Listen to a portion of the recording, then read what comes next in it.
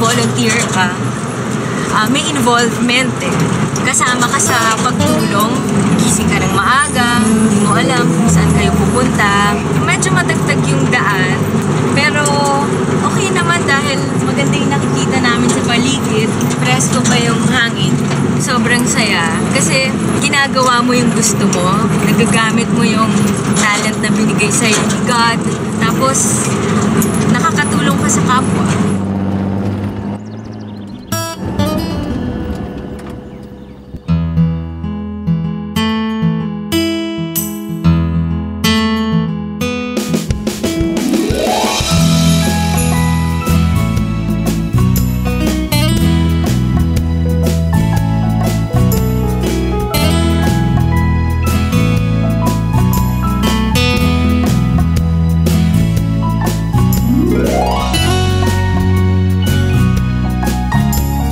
As part of Oral Health Month, Colgate and the Philippine Dental Association reach out to bring dental expertise to secluded barrios and villages in the provinces.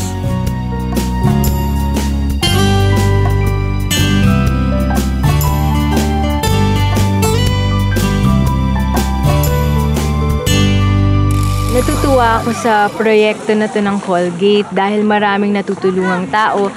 Lalo na sa yan, malaking bagay din na nakikibahagi dito ang Colgate kasi parang bilang dentista, hindi mo naman magagampanan lahat to na walang tulong. Parang hindi lang trabahong ginawa mo, parang nakatulong ka pa sa kapwa mo.